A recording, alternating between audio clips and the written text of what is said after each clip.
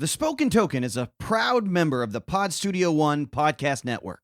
Hello, everyone, and welcome into the big show. I am Larry Neal. Wait, who are you? I'm sorry. I don't know if I don't know who this person is in front of me. You're going to make us do it again. My first one back. You can't give me a clean one. No. You just said the edit was going to be clean. It was going to be clean. No, but I'm amazed. I don't know who you are. I mean, I've talked to myself. I've talked to my wife. I've talked to other people. I've heard us from 5 years ago. And here I am sitting in front of you, the one, the only, the Larry Neal. Hey, everyone, this is Alex Wallace, and Larry and I together make up the Spoken Token. And I am so glad to be sitting in front of you again. It has been a long summer. Too long? Oh, yeah, man. Yeah. For so many things, but not being able to record next to you has been one of the things I have regretted most over the last 2 months. It has been, and you know what's funny? I've done a small little video, and it may or may not see the light of day, but in that, I want to echo one of the sentiments that I brought out in it, because I was sitting here at this spot where I'm sitting right now in my apartment, and it didn't look like it looks now. And I just whipped out my camera and I just showed it, because in my mind, what was on the table, or what really was on the table, was me trying to keep up my end of the bargain for doing the show. And it was so much going on, and I've got a lot of things going on that we may or may not get into. I have been absent for a bit, but I'm back now. I'm grateful for that. But the sentiment that I want to echo is that I made a shout out to all of our fellow content creators, because the gist of that video was it takes a lot to trying to keep up with content, trying to stay current, trying to move through the things. And Alex and I, we are sponsored. Don't let me say that. We are sponsored by VanRyder, but we don't have multiple sponsors. You know, no one's knocking our door down for us to put their games on the table. Which I mean, why wouldn't they? I know. And you know, that aside, I mean, basically, look how handsome we are. What we're getting is things that we're buying and we're keeping up with. You know, sometimes we work obviously with Rick, you know, and we get some things. We do get some promo things, but it takes a lot of energy. Yeah, well, and also trying to stay on top of that. So I gave my hats off to fellow content creators is the thought I want to give, because it takes a lot. So for those of you who don't know what it takes to try to keep a podcast, or whether they're doing video or doing both, my hats are off to you. Yeah, because absolutely. It is a lot. There is a lot of work that needs to go into that so that you can present good content to your viewers or listeners, such as we do. And that was probably all of my energy. That's true. So I'll sit back. Yeah. Hey, what did you think about hearing Cynthia in your spot? Oh, I thought it was fantastic. Yeah. She was way better than you. Yeah, that's true. And she's a lot cuter than I am, too. Yeah, so I'm thinking probably she wasn't in my spot so much as she was in your spot. And I was in your spot? No. You. So then I in Carl's spot then? You don't have a spot. I don't have a spot. I just keep randomly showing up each week.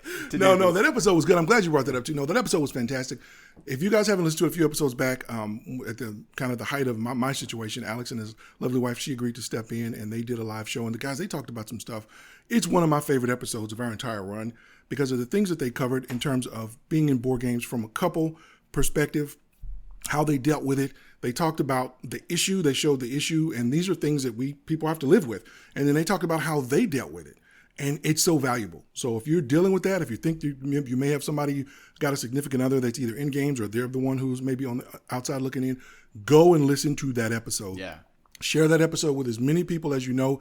Let them know, even if they don't, which is true for all of our episodes, even if they don't become a subscriber, it's not about that. That information in that episode is immensely helpful, I think, to everyone who may be dealing with this and, quote unquote, as we say, living with board games, because you guys were literally talking about how you've done it. Yeah, absolutely. And that's why as an independent content creator, we can talk about the real things. But actually, to add on to, or actually a little bit of an update from that conversation. So we, Cynthia and I ended that episode sort of talking about, hey, what would it take to get her into role playing? And she said, well, it would, you know, the idea, the world would need to be something that she enjoyed and something pretty easy. And we actually talked for a couple of days after that, and we settled on a system. And I'm actually going to get my wife to the role-playing table really soon, and I'm really excited about it. We're going to actually play Renegade Games Kids on Brooms. It's based off the Kids on Bikes system. It's a super simple rule book. I mean, I'm talking like this game is made for people who don't role play. And I'm really excited about getting her to the table, specifically with her friends. They're going to make it a ladies' night with me included, but it's going to be a really, really neat thing. I'm not going to record it. That was one of the caveats, as much as I wanted to, because I think it would be tremendous. Her friends are incredible. My wife is amazing, but so I will give you a postmortem on that. But I am excited. It's a simple system, and I think what I like about it, specifically for her, is that it's a combat averse system. So there is some combat, but the most of it is, hey, make magic happen, do these things. And so I think she's going to really enjoy that. So that was one of my acquisitions. And then, so to lightly segue into something else, but that's somewhat adjacent, let's stick with the book theme. Larry, I just got a new Kickstarter. I mean, it's not new to me as far as the game is concerned, but an expansion. I got the third and final expansion for Western Legends by Colossal Games, and they have done something that I think is absolutely tremendous, and wish that every other board gaming producing person, whoever might listen to us, needs to do this.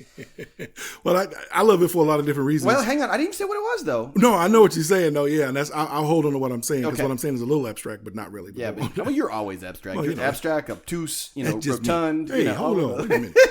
I resemble those remarks. Hold on. Absolutely. But no, they've taken all of their content, so from the base game to the expansions, and they have put it in one hardbound rule book.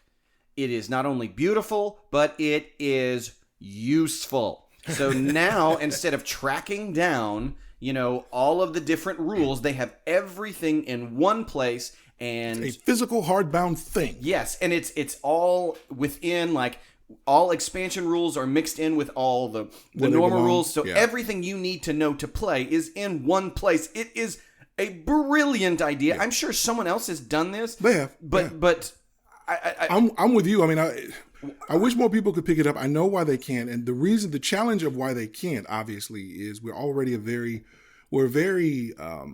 resource intensive hobby. Yeah. Obviously. Yeah. Board games, because we're based on cardboard, so we're doing a lot of paper. And this was my reason. I said it's a little abstract, I guess maybe not.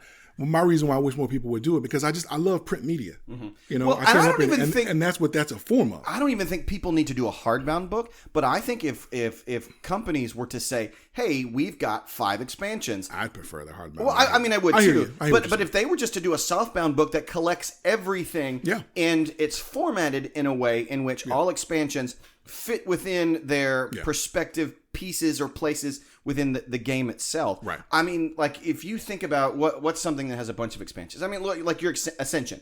Okay, if Ascension was to come out with a compendium rule book that addressed every expansion piece, now that might be it's not much. Yeah. But I get what you're saying, though. Right. No, I get what you're saying, though. And again, you do that on kind of a print to order type of deal. Sure. I mean, most everybody offers it who needs to do it now. They offer it in PDF only. Yeah. You can get it electronically, which, depending on how you run your game sessions, depending on how your table is set up and your time, I mean, that may be more convenient. But I'm with you, though. I mean, having a nice, big, beautiful volume.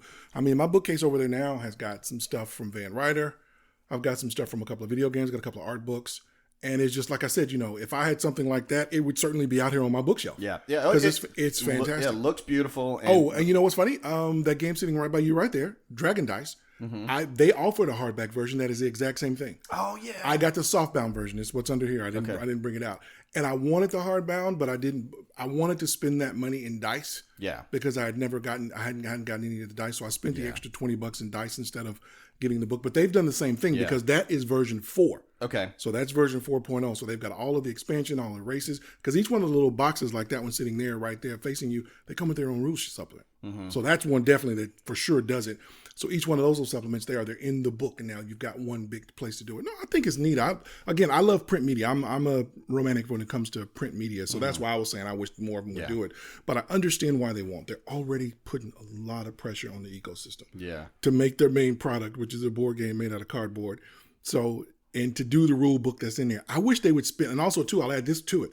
I wish they'd just pay more attention to the rule books, period. Oh man, absolutely. I really do. Trust me, I know it's hard. I'm shooting a shot across everybody's bow because they all have to do rule books. And I'm going to acknowledge this as having done both development and design. Rule books are dang hard. Yeah, no, I don't. They are harder than, in some instances, they're harder than coming up with the game in the first place. Yeah, absolutely. Because I get that, but I still wish they would spend more time with them. Yeah. Because some of them are so frustratingly bad. Absolutely. You're preaching to the choir. I mean, because ultimately what you need to do is in a rule book, how can you get your players to the table in the most effective way? So you've got to be efficient with your words. Right. And that's difficult. But guess what else you got to be? You got to be usable after the fact. Yeah, absolutely. And that's why those two things together. I'm a big fan. They're diametrically opposed. It's almost impossible to do both. Yeah, I'm a big fan of the quick start guides and then the detailed rulebook. I think specifically because that allows you in the detailed rulebook to really organize the information in a helpful way. Yeah. But then your quick start rules get you going right away. Right. But there is a challenge, and that's probably something we need to look at for sure in the future because I would love to.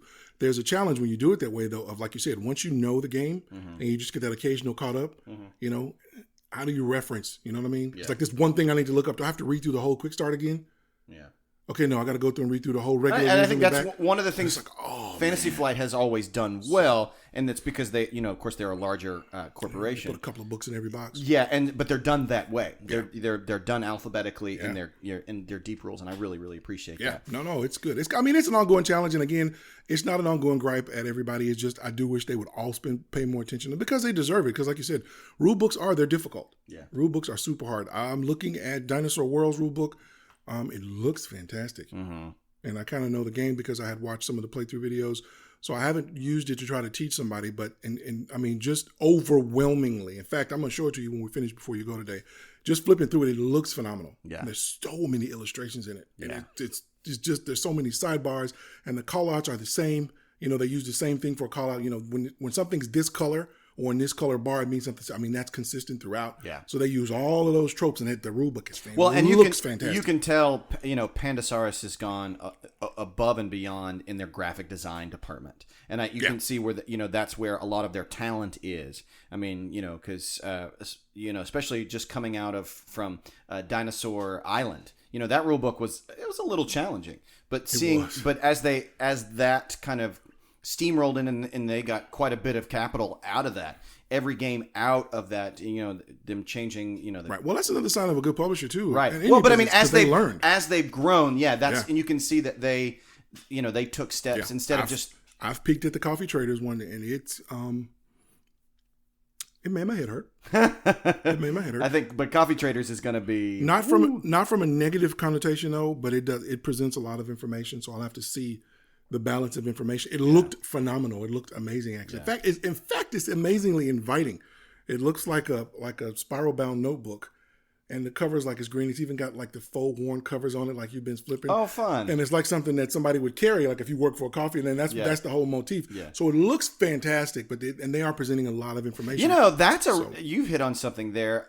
I wouldn't mind paying $5 extra more for a this not spiral bound, but maybe it is spiral bound. Yeah, I mean just so that you can fold rule books and 10 seconds in I wish they'd have made this a real spiral bound. Yeah, book. Yeah. I mean, because like that makes you think about it because you're always turning, flipping, and and doing that kind of stuff. It's hardier and but that's near here or there. It introduces another material into their supply chain. I get it. Yeah. Well, you know what, Larry, we are just jabbering like we haven't done this in a while. Oh wait, we haven't. We've got so much to do today, but we want to just say this now. Hey, guess what?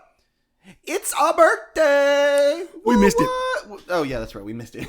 But still, it's our birthday year. We did. We missed our birthday just because, as of this recording about 2 months ago.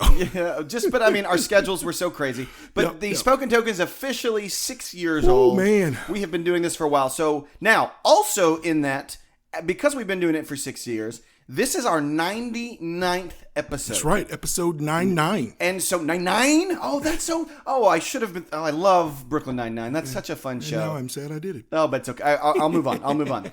So I want to. So we're going to celebrate proper. Yes. Starting in our 100th episode. Absolutely. So we will have a big extravaganza plan for you, and even if it's not big or extravagant, it'll still be exciting and joyful and fun, at least for Larry and I. And so just know that we have not forgotten our own birthday, and we also want to celebrate, just this milestone of us been doing this for a while. And I say that celebration is because we're celebrating because honestly, we have more people listening to us now than we did when we started. Absolutely. When we started, we had 5, and now we have more than 5. So many of you that have stuck in there with us, particularly over the summer. We know it's been challenging, and we didn't do an announcement because, guys, sometimes life doesn't give you the chance to do that. Yeah. And so that's what happened to us. It's not kind of what happened. It is what happened to us. Life didn't really give me a chance to make an announcement. I just had to deal with what I had to deal with. And, we wanted the show to go on because it is important. And so Alex took on the Herculean task. And not that it would have been a light task anyway, but understand, Alex wasn't on school break. This was like right after he went back to school.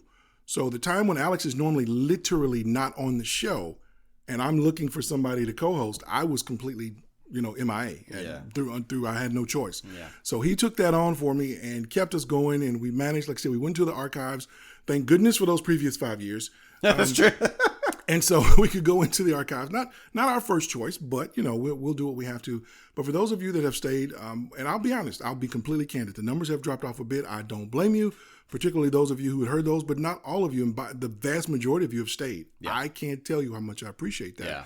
You guys are hanging in there. But as for now, we are back. We'll get more into that. I will talk more about my situation, not in this venue. If I talk about it, that may be something I may hop on social media that makes me cringe just thinking about it. But somewhere I will probably, I'll say some things, but I won't do that here. Okay. This is not the forum for that. Just to know that, I was out. I had some things I had to deal with.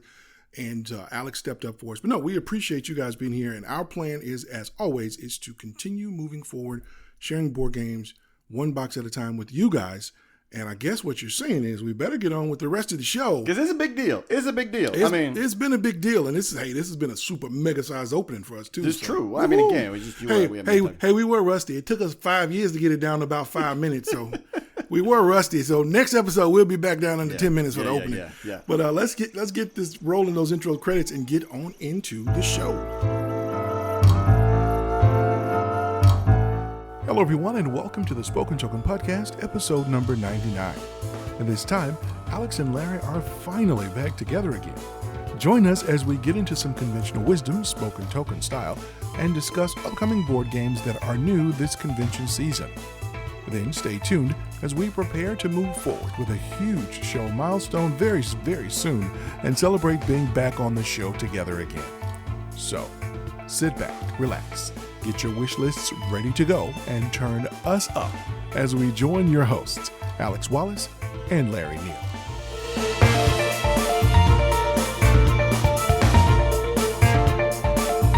All right, and we are back. Mr. Alex, I'm super excited other than just sitting here doing the show. You know what I'm excited about? What are you excited about, Larry? We get to do some conventional wisdom. Yeah. One of my favorite skits. Hey, Skits? We're skitting now? Oh, well, segments. Segments is what I wrote down, but when I go through them with you in practice, they end up being skits. A little bit of behind the curtain there. But no, there's been a lot going on. Obviously, we've got Origins and Gen Con both, and Spiel Essen is this weekend. And like Alex was putting together a just huge list of games we're going to run through and just talk about some board games. Let's get back to board game talk on our board game podcast. There's so many neat things coming out.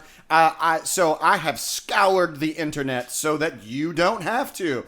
I've got a number of games that were either previewed at Origins, Gen Con, and some that are have we've seen at Spiel even just as early as today. And so I'm going to just kind of go through and discuss some of what I feel are some of the more notable additions, things that you need to kind of maybe keep your eye out for as the year kind of comes up. Some of these may actually be at retail when you hear us. I don't think any of them, but I could be wrong. But I'm super excited about it. And so I'm going to go down my list. Larry's going to pipe in here and there. just with some color commentary. And these are in no particular order. It's not a level of excitement for me or any of that. It's just things that I kind of gone through and said, you know what, that looks like, I think people need to pay attention, especially people in our area or in our audience. All right, so first, again, in no particular order, the first game that I guess, do we call it a looking forward to? I mean, sure. It's on your radar. It's on my yeah, that's it. So this is Conventional Wisdom Radar Edition, but that is 1923 Cotton Club. I was just looking at that one. Yeah, so this is the publisher is Looping Games. The designer is Pau Carls. I'm not even sure who that is. But it looks like a smaller company. But I am, and both Larry and I are suckers for jazz. And this game kind of has, it's a card-based game that has you running your own 1920s jazz club. So there's not a lot of information coming out right now. The description from the publisher says, in 1923, the bootlegger Owen Madden acquired an establishment in Harlem, New York, and named it the Cotton Club. His idea was to use it as a cover to sell alcohol during Prohibition, but the place grew in popularity, and talented artists such as Duke Ellington, Louis Armstrong, Ethel Waters, and Cab Calloway turned it into a jazz mecca. In 1923, Cotton Club, you will oversee a club during the complex times of Prohibition to smuggle in alcohol. You will have to look for partners in the criminal world, invest money to hire artists, and improve your club, all to attract the most important and influential celebrities of the era. Count me in. I know, right? Let's go. So you are. I already got the soundtrack for it. Yeah, absolutely. I mean, that's one of those things in my brain. I'm always trying. I've always wanted to create a game based around jazz. I've gone through a number of iterations. I've never really been able to do this, but this seems like the very next best thing. So I'm going to say I'm pretty pumped about this one. So that's 1923 Cotton Club. I don't actually see a release date yet, but according to BGG, it looks to release in this year. Okay, next up on my list is Picture Perfect. This is published by Cora Games. And this is a pretty unique game. So the idea here is, in Picture Perfect, first released as Der Picker Moment, you need to arrange 14 characters to take the perfect photograph. Each of them has 3 specific desires that you want to fulfill. Unfortunately, these desires are hidden in envelopes. During the game, the players try to take a look inside these envelopes to figure out how to place the characters correctly. To do so, they trade their information with others, or maybe they try and hide it. So this is an incomplete information game. You are trying to deduce a lot of different things. What's really clever about this, if you'll look at some of the pictures on it, pun intended, you're actually creating kind of a diorama with these acrylic stands. And I mean, it's one of those things where I'm like, why has no one ever thought of this before? And so you have kids and you have adults and you have things that go on the table. And I mean, it just looks fascinating. Absolutely fascinating. So I don't know if definitely this is one of those that I'm going to put in front of my family. I would gladly pick this up because I always look for something unique and different. But I'm wondering, like, will this be one of those things that I actually keep? So, but man, you're doing it wrong. Yeah, well, but I want to play it though. It looks fascinating because again, just stop there. You said the right. I want to play it, so I want to own it. So then stop the thought. It's that carry through that gets you in trouble. All right, so that is Picture Perfect by Cora Games, designed by Anthony Nove. Cool. And I can throw one in here. Oh, yeah, go for it. We'll throw one in here, and it should be pretty obvious, probably. As soon as I say it, he'll know it. It's the G.I. Joe trading card game deck builder. Deck builder from Renegade Games, which I've actually already pre-ordered. I know some people, if you've gone to one of the conventions here in the States, you may actually have a copy, or at least you had an opportunity to get a copy there. Really looking forward to that one. It is along the same lines in terms of just the product placement at Renegade as, you know, the Vampire and Power Rangers, but these are not the same games, which is one of the things that I'm fantastically happy about, that they're not taking the same mechanics and just throwing the new license on it. Each one of these are their own thing, and this one is exactly what you want it to be. But it's still designed by Matt Hyra. Yeah. So, which I think is fantastic. Right. Well, I think we are definitely watching this guy's emergence. Like, Yeah. you have no idea. Yeah. Not that we didn't know it before, but the way he was before, you kind of really didn't know it was him. You had to go looking for it. Yeah. Because not like the DC deck builder and that whole engine wasn't just also amazing as well. But that was, more the company was up front, the IP was up front. Yeah. Now you're understanding, there's this one mastermind. He's the secret sauce. Right. He's the behind secret all of sauce. these incredible designs. And with the G.I. Joe game, it is just what you want it to be if you're a fan of G.I. Joe. And that is, you guys are going to pick your teams of Joes and you're going to go out on missions to stop the dastardly And Cobra. it's not just deck building. There's dice. Dice. I guess I want to call it combat for activation and. Well, there are some dice movements in there. You've got cards. You're going to be building your own team. You guys can help each other. Yeah. There's some cooperative stuff going on in there. So I'm really, really, really super excited about it. And like I said, this one is actually already out, I guess, sort of, kind of, depending on if you were in the convention season. But this is one that Renegades pre-sold directly. It goes hand in hand with another entry on the list. I'll leave that one for now. But if you're a fan of the franchise or grew up with it like I did back in the 80s or even the 60s when the original one came out, I think this is a fun one. Any indication based on the Power Rangers, which is, again, a property that I didn't care for IP-wise, just going to be wildly fun. Well, and actually, during this season, Matt Hyra just released Power Rangers Zeo. I know. So it's an expansion, Yep. or not even expansion. It's a standalone. It's kind of like what they did with DC Deck Builder. So you had Forever Evil and all of those. Yeah, it brings more cards. I mean, you can play with the first one. Yeah, you can combine I haven't them. gone in on that one yet because you and I played, and I do like that game. I think it's wildly fun. But there's so much content in the Power Rangers box. The G.I. Joe one is the one that I'll probably go all in on. But I'm glad to own the Power Rangers one because it is a blast. Yeah. So the next thing on my list, and I know we're moving through this pretty quickly, but is an expansion to one of my family's favorite games, and that's Onitama: Light and Shadow. So this is the third expansion for Onitama, but this one I think is probably the most game changing. And so ultimately, what it is, it adds a ninja into the battle. And so what you'll do is you remove two. Ninjas make everything better. Yes, exactly. You remove two of the pawns and you replace them with a screen and hidden ninjas. So there's a level of hidden movement that they now involve, and it just thematically, I already love the system. It's so simple yet so complex, and still one of my top 10 favorite games. But so that's Onitama: Light and Shadow, produced by Arcane Wonders, and your designers are Colin Meller, Brian Pope, Robert Getzinger, and Shimpai Sota. So that, again, expansion for that. I think that's pretty good, man. Yeah, I think that might actually be out, possibly. But it is, again, some hidden movement there. I know, you know me, I always like that hidden movement. All right.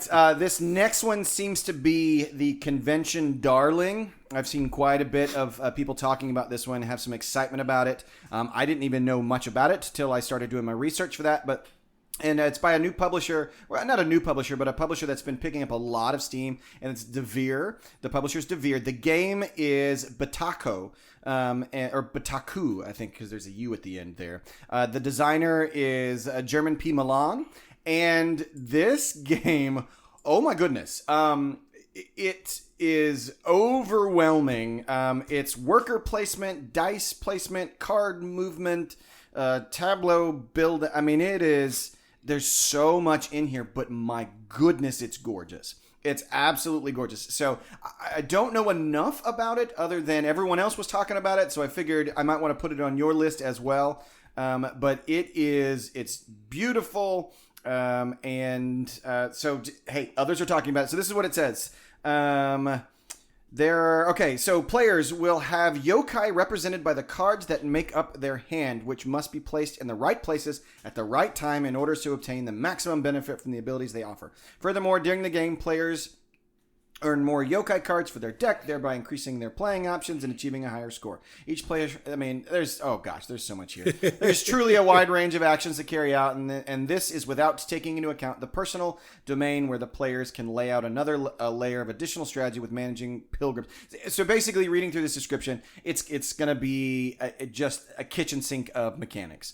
And so if you like that, Oh, are you listening to me? What was that? No, I don't know. I didn't hear nothing. Oh, that sounded like a me. No, I didn't hear nothing. Oh, you heard something. I heard zero. Oh, you heard zero. But this, again, I said kitchen sink game. This reminds me of Arnak. Oh, okay. which just throws in all kinds of different mechanics to push the main. Speaking of Arnak has its expansion coming out. Oh, I know. So hopefully that will, because I got real cool on that one real quick. Yeah, you did. Yeah, that's okay though. Yes, because now you can enjoy. We didn't send it out to the wild. That's right. It found a good home. You can enjoy it and love it, and I still play it. But I just it lost steam with me. But all right, that's Bitoku by publisher Devere. Do you have something, or you may keep going? Well, I mean, I can go with the other one that was the let me move on to the next one, and then you can the stablemate to the last one. Yeah. Yes, you can pepper that one in. But my next one is It's a Wonderful Kingdom, and this is designed by Frederic Gouard, and it's published by Le Petit de Jeu. And this is the 2-player version of It's a Wonderful Life. It's a Wonderful World. Sorry, It's a Wonderful World is one of my favorite drafting games of all time. It's just simple. It's easy. So it replaced Seven Wonders for me. It's a Wonderful Kingdom is moving. It moves to specifically a 2-player game, and you are it adds a little bit more to do other than the card drafting. So there is some engaging on the board a little bit, setting up your kingdom, and different things like that. So I'm super excited about this one. So hopefully my Kickstarter will be coming out by the end of the year, because this one is just I'm pumped. I really enjoy it. And if you haven't played It's a Wonderful World and you like drafting, I think it is really good. It is one of the premier drafting games that you can get into. Okay, why don't you hit? Let's go with a familiar one we've already alluded to. Right. It's the stablemate to the G.I. Joe, and of course, I really am glad that Renegade has slotted these properties in. I think so far they're doing a really good job with them, and also it portends maybe some things to come in terms of what the license is that they've locked up. You think about who owns this license, so clearly they've got, this company went to them with these great IPs and said, you know what, we want good games. So why don't you guys do that? So I'm really happy about that. Well, that's all we'll say about that for now. But we're talking about the Transformers deck building game, which is also one that I had done the pre-order as well. Again, Renegade didn't do a Kickstarter with these. They did a pre-order because they went on and published these. And it's the same thing as what we were talking about before. Obviously, Matt Hire is involved in it, but you're taking your Transformers, or your Autobots, we should say, because they're all Transformers, and you are Autobots against Decepticons, and you're getting an opportunity to play with your teammates or the people around the table with you, and you've got some common goals, and it looks fantastic. The artwork looks really good. I was a fan of the trading card game. It's a little bit different vibe than this one. Obviously different companies also, but this has got a different feel to it. This is more one that you're going to be playing it together. Let's see. I'll give you a little bit of their flavor text on it too. Transformers deck building game. You're going to take on the role of one of the mighty Autobots. You'll travel and explore the Matrix and transform between your different modes as you gain allies, find relics, and acquire technology to do battle with the Decepticons. So, and this is what I'm excited about with this one, because with the Power Rangers, being able to flip into your Ranger state was really cool. But this means you're with the Transformers, you're going to flip back and forth quite often. And the way that they've done the bipile is they've set it up into a grid, and you actually move around the Matrix, not like Keanu Reeves the Matrix, but so there's a little bit of exploration when it comes to that. So that is Transformers from Renegade, the deck building game, and that again, Matt Hire. All right, I'm going to do just a couple of really quick ones, because these are all re-implementations, second editions, and or reskins of games previous. So first up, we have Great Western Trail, the second edition. This is by Alexander Pfister and by Edgar Spiel. So this is they've just sort of cleaned up the mechanics, changed some things. I think they added the expansion into it already. I'm pretty pumped about this one, because this is we've said it before. This is one I got rid of a little bit too quickly, and I'm looking forward to re-engaging with this one again. Next up, we have Welcome to the Moon. This is from Welcome to the people that do Welcome to, which is, or at least I think it is. Yeah, it's Blue Cocker Games. So the same people who did the Welcome to series, but this is Welcome to the Moon, designed by Alexis Allard and Benoit Turpin. Same group. Yeah, it just I think this is actually this is a campaign version. Pretty hyped about this one. Yeah, so this is a campaign version, which I think is going to be a really neat addition moving forward with this series. I think they've taken a lot of really great creative choices on that. Next up, this one I'm pretty pumped about is Azul Queen's Garden. This is where you actually are on a middle board instead of everyone's on your own board, but you're trying to create a garden around particular things, and so there's tiles, and then there's dice. It's kind of the first of the Azul to not have a central central market. So Azul has always been a hit at my house, and in this one I am really looking forward to. Next up, we got Kingdomino Origins from Blue Orange Games, designed by Bruno Cathala. So I'm a huge fan of the Kingdomino series, and this is just kind of the next iteration. I think they're always doing a lot of really fun things with this. So I'm looking forward to that. Next, I have Unmatched, is one of my I think one of the top So you still own some Unmatched? I don't own them, but I still think the game is great, and I've gotten on a huge comic book kick this summer, and so I might have to get back into it because the next two Unmatched series are Unmatched Hell's Kitchen and then Unmatched Redemption Row. So Hell's Kitchen has Daredevil, Elektra, and Bullseye. And then no Punisher. It might. So there might. Usually there's 4 in a box. So, but I'm just looking at what's on the cover because there's not a lot out of it yet. Right. And then the Redemption Row has Moon Knight, Ghost Rider, and a Luke Cage on the box. So that's wow. He could have been in Hell's Kitchen too. Okay. Yeah. So I'm excited. Interesting. I think again, it's just one. I hadn't followed those. So yeah, they've had some really neat. Well, you had them and it was gone so quick because you raved about it. Yeah, because you played with Jack. Yeah, and then it was gone. Yeah, it's just. I mean, it was. I knew it wouldn't sit. Or I wouldn't get played. And it was. And there were other games. I mean, again, we could talk about being a content creator. I can't buy every game. I got to sell things to buy other things. So that's the Unmatched. You're doing it wrong. These are designed by Brad Anders, Noah Cohen, Rob Davio, Justin D. Jackson, and Brian Neff. Yeah. Put out by Mondo Games and Restoration Games. Yeah, that's a good group. Yeah. So I think these are slated to come out later this year. So next we've got a reskin. Everyone has heard of this one, but it's finally hitting the convention scene, and that's Unfathomable by Tony Fanchi and who's the other designer? I guess. Oh well, I think. I guess that's my the designer, but it's published by Fantasy Flight Games. So this is Corey. Oh, Kenichi did this? No, it's based off of his design. I don't think he actually had a hand in designing this one. Based on the designer's byline, it's Tony and Corey. Okay, so maybe Corey did actually get in on this, and maybe he got in it before he left. So published by Fantasy Flight Games. So Unfathomable is a reskin, but not a 1-to-1 port, but a reskin of Battlestar Galactica set in the Arkham Files universe.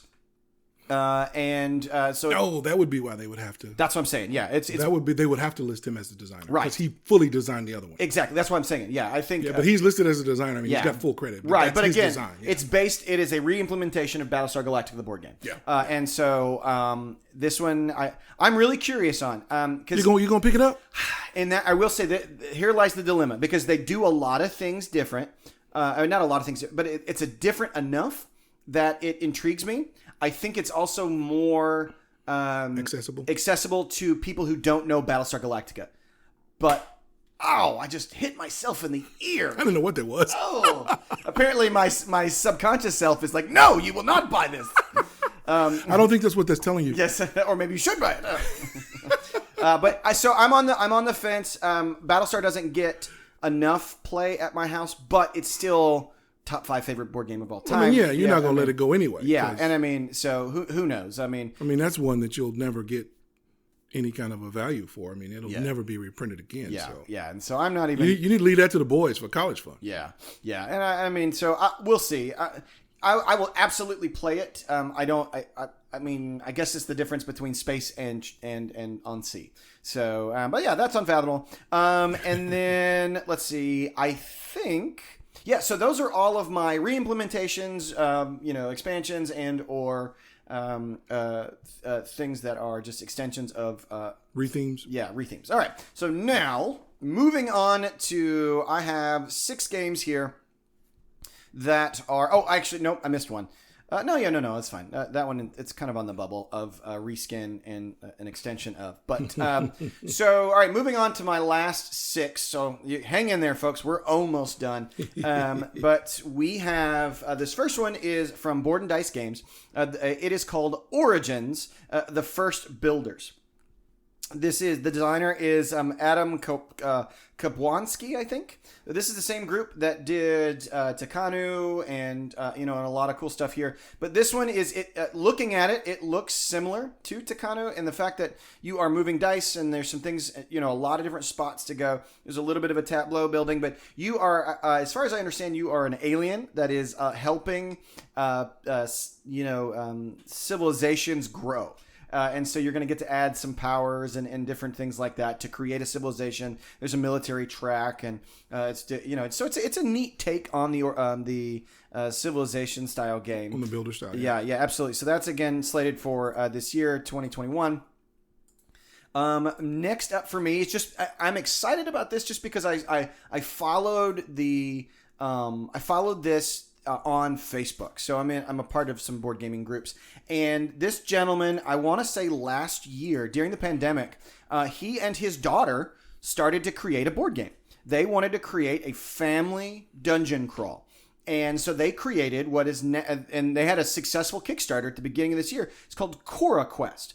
And it is, just to see that, like, in their designs, like the daughter did all of the art.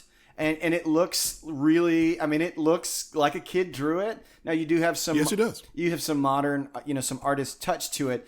But it's family friendly. It's cooperative, modular. It's all the things that you. Did you back this one? I did not.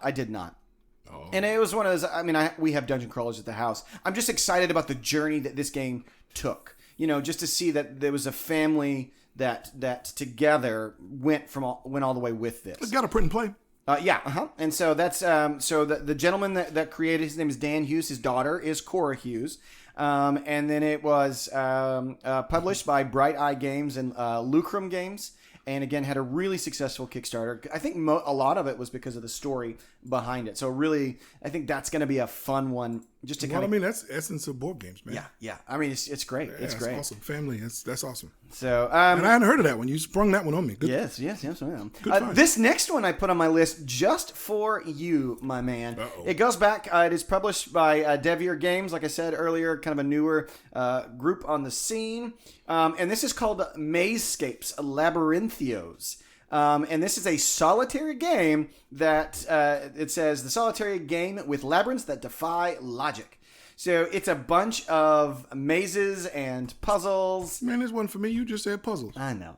Everybody who listens know what's wrong with what he just said. And so you are you're tracing things. You're oh my goodness. You're moving. So what you do is it actually has a sort of a wooden pointer that you move through the labyrinth, and then it hits to different spots that moves to another things, and it just looks really, really interesting. It kind of reminds me of what's the game that I just played? Macro Crime City, which was another really cool activity. You fold the maps, and so this is one I think is going to be fun to watch out for. So for you solo players or people who like mazes, so that settles it. Alex was definitely planning to replace me. MazeScape Labyrinthios. And I think there might be like 2. So there's Labyrinthios, and I think there's another one. It looks like, and that has kind of like a minotaur on it as well. All right. This next one I just put on here because I love the source material, and but it seems bizarre. So it's called Fight Club, the home game. Yeah, I saw that one. Yes. I was a little bit curious about that one. Yeah, so it's published by Mondo Games, designer Brad Andres. Now here's the kick. So in Fight Club, the depressed and sleep-deprived narrator invents Tyler Durden, spoiler alert if you haven't seen Fight Club, and as his idolized Superman, representing everything the narrator wants to be, strong, confident, bold. But Tyler Durden is also selfish, cruel, and emotionally sterile, the very essence of chaos. Fight Club, the home game, is a two-person competitive deck builder between Tyler Durden and the narrator. Tyler and the narrator share, build, destroy, sabotage, and enhance, wait for it, the same deck. So you are playing somebody with a split personality. You are building the same deck. Tyler wins by destroying cards and completing Project Mayhem. The narrator wins by buying very stylish collections of furniture from home decor and allowing his burgeoning emotional connection with a girl to flourish. So, I mean, it's fascinating that you're building the same deck. And so, like, this idea... Well, I mean, the whole shared thing, we've got a couple of games that do that. This is a unique implementation. Well, it's a single deck. So when you buy something, it goes... Well, I mean, the others are technically, too. You're building the same deck. Everything that you're building goes into a deck that everybody can use. Oh, that's Edge of Darkness. Edge of Darkness, and I think there's something else, yeah. So this is another take on the idea. No, I think that idea, I think is fantastic. Yeah, I think that's really neat. So I'm with you. And this implementation is really cool. 2 players, huh? Yeah. Good luck getting your wife to play she'll never play this one. All right. And so I did say that there was no really rhyme or reason or order to things, but I lied a little bit. Because these last 2 are the ones that I'm most looking forward to. One I've already backed and one I just discovered doing my research. But the first is called Stroganov. In the 16th century, Russia began to expand eastwards to develop the vast expanses of Siberia. The phase in history is closely associated with the name Stroganov. In the game Stroganov, players try to collect the best furs to gain wealth and fame as they move across the vastness that is Siberia. They will journey through Siberia in spring, summer, and autumn before returning home after each winter. This is the one you've backed already? Yes. After 4 years, the player who has best utilized the actions and collected the most victory points wins. Cool. Each year, the player, and this has a unique mechanic, and this is what I want to get to. Each year, the players must move eastwards across the landscape. They can spin horses if they wish to travel further. Once they have advanced, they may take a basic action, such as trading or collecting furs and coins. Lastly, they may take more advanced actions, such as visiting a village, setting up a yurt, taking a Tsar's wish card, setting up a hunting lodge, or buying a landscape field. All of these actions combined with exploring and some storytelling along the way earn players victory points. So basically, it has this central tableau, and what you're going to do is start moving from left to right. You're going to spend a number of horses to push yourself further into the territory, trying to Sounds like eke out more supplies. You said more fur. And you kind of get moving through that. So more resources. And the art is beautiful. It reminds me of a very non-fantastical art of Scythe. So you're not having giant mechs, but you are having kind of that sort of the realism in the beauty in the art. So it was one of those. It was like, this seems right in that sweet spot of all the things that I'm looking for. So that was. Oh, hang on. I lost my Stroganov. Stuff. Yes. Do you have the things on that so that people can know who did that? And sure. Okay. Because I just got out of it. The designer on this one looks like it's Andreas Steeding. Yep. Yep. And then who published it? The publisher is Game Brewer. Yeah, I think that's it. Yeah, we've got 5 more, and I know we try to cover the ones here for the U.S. Yeah. But I think Game Brewer is who's doing it here in the U.S. Yeah, cool. Excellent. All right. Super cool. And then finally, this one is the one that really snuck up on me, and it might actually be the thing that I am the most excited about, and that is called Resurgence. It's going to be released in 2022. It is by Stan Kordonsky, the guy that did Dice Hospital. Nifty. Yes, it's published by Half a Kingdom Game. Basically, it is a post-apocalyptic You're in post-apocalyptic Moscow, but you are using dice as it's a bag builder. Sensing a theme here. Very kin to Orleans, which I love Orleans. It's one of my top 10 favorite games. But Resurgence is a competitive Euro-style board game for up to 4 players. It offers a unique blend of bag building, hidden worker placement, and resource management that creates a one-of-a-kind gameplay experience. Yes, Wow. You had me at hello. Wow. And so I'm really, really pumped about this one. I think that one, it just might have shot up to my most anticipated game coming out. Right. And we're getting ready to drop. We're dropping, of course, this on the 15th. And I think Spiel is getting underway now. Mm-hmm. So if you get a chance, if you're not there, make sure you tune in. And if you can, or at the very least, go to your favorite sources that cover these things live, and you'll see some more coverage on these games and maybe some other things that you may like and want to play. But there's something going on this weekend, and if you're listening to us, then this is definitely something you want to support. So like you said, if nothing else, get your pre-orders in, or just tune in and give your favorite content creators a like and a thumb, or whichever platform you're on, because there is a lot going on. I mean, things are still challenging, obviously, with shipping and everything going on, obviously, with the global situation, but there's games are still being designed and great stuff is still yet to come. So keep hanging in there. Man, Alex, that's a pretty big list, sir. Yeah. Well, like I said, I combed through a lot of stuff to help curate that. So hopefully that'll give you guys some things to look out for. Yeah. And you know what? But Larry, it has been fun talking games with you again. Been a while. Yeah, it has been a while. But look at all the things we got to talk about. Right. We didn't even get to the stuff on the table. Yeah, I know. And so, but and I'm good with it though, because you're right. That's a big list. No, and that one's a little bit more timely. The stuff on the table is already here. Yeah. So we can talk about this whenever. But these absolutely. things are going down this weekend. So giving people good cues to think about things to look at this weekend is fantastic. And I guess we have literally come to our first in a very long time real live. Wow. Oh wow, we didn't even work that. Right. We have come to we're still in sync. We've come to the end of another episode. Again, thanks guys for everyone who has hung in there with us. Those of you who are just joining us, welcome. Go back and catch up maybe on some of the episodes, and we will see you again very, very soon. Don't forget to check us out on social media. And once again, or I guess for the last time for this episode, this is Larry Neal saying keep communicating. And this is Alex Wallace saying keep playing. We want to thank the sponsors of today's episode, our friends at VanRyder Games. Creators of award-winning games such as the single-player Hostage Negotiator and the One vs. Many Detective City of Angels. You can find their full catalog of games, including their graphic novel adventures, at VanRyderGames.com. That's VanRyderGames.com, your FLGS, or wherever you buy your games online.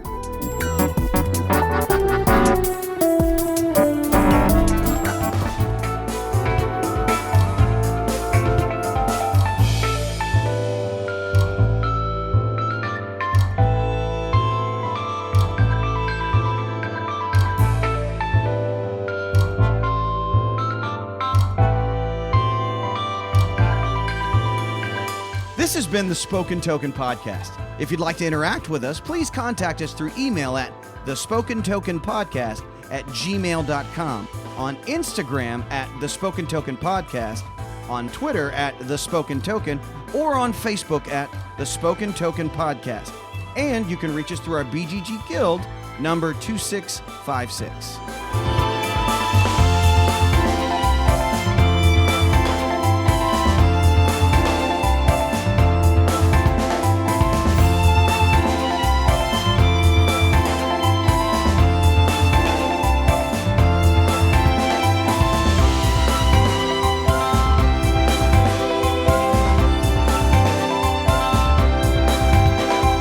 You are listening to a Pod Studio One Podcast Network podcast. Find more great podcasts at www.podstudio1.com.